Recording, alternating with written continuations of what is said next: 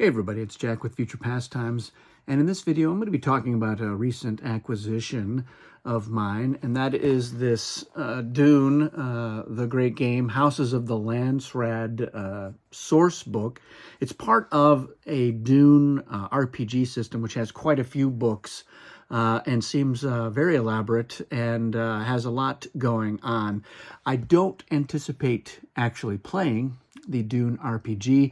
RPGs are not something I'm as into as much as I was when I was a teenager, although I still play D&D once a week with some friends.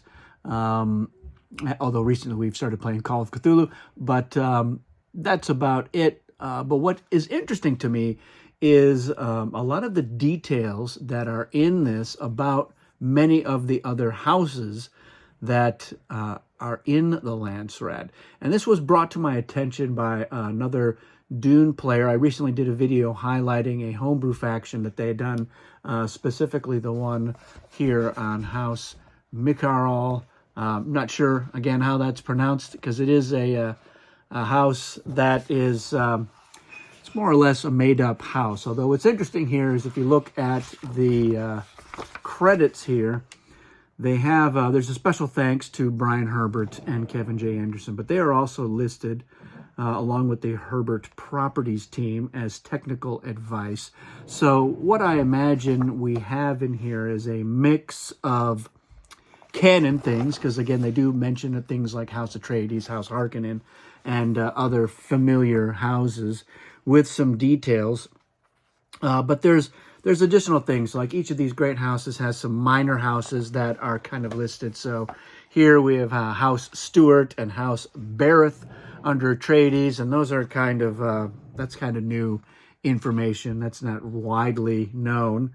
And what we have in here is a mix of stuff that is from the Brian and Kevin books, some oblique references from the Frank Herbert writings, and then stuff that I imagine that the creators of this RPG have created themselves. If you have insider information, feel free to correct me or enlighten me.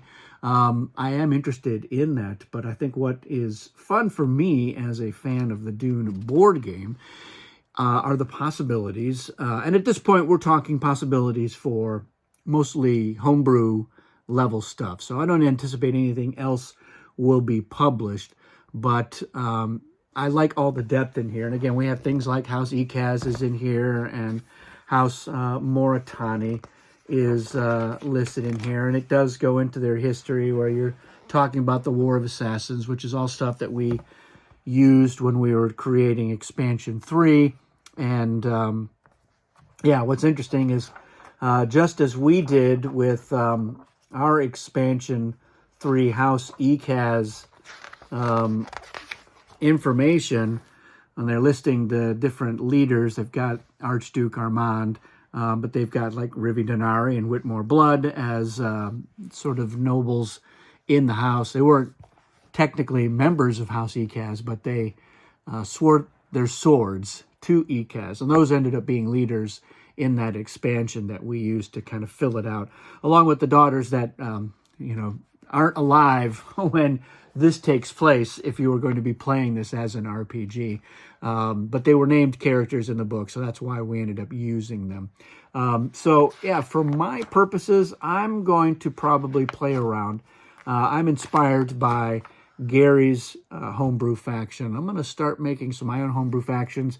May end up trying to get some of our Dune playtesters to playtest them, and then just release them onto Tabletop Simulator as a homebrew. We'll probably post them somewhere as well, probably in Board Game Geek, some homebrew factions, because there's some nice details about the houses, about their specialties, their colors, their sigils, characters that are part of the house.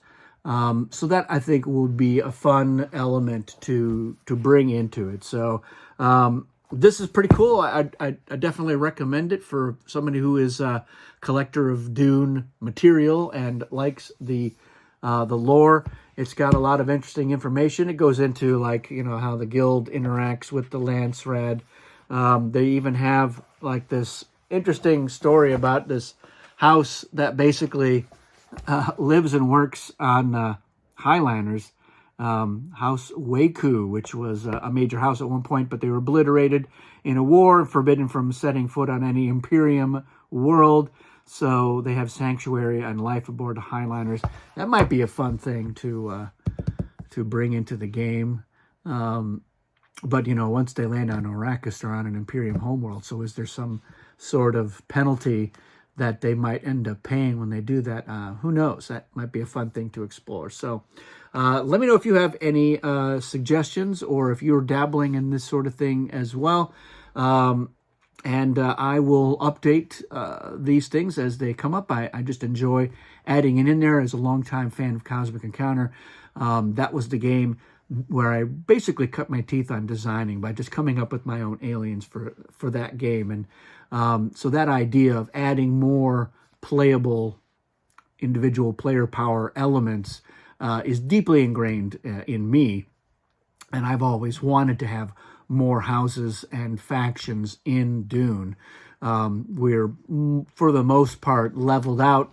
Although, again, if Gale Force 9, which is, you know, they are involved in this as the gateway of all things Dune game related, if they're ever like, you know what, we would love to see some more factions, just add some more factions to the game, Future Pastimes is only too happy to oblige. So we could add in 20 more factions if that's what they wanted. I don't think that's what they want, but who knows what the future may hold. That's it for this one, everyone. Thanks for watching, and we'll see you again soon.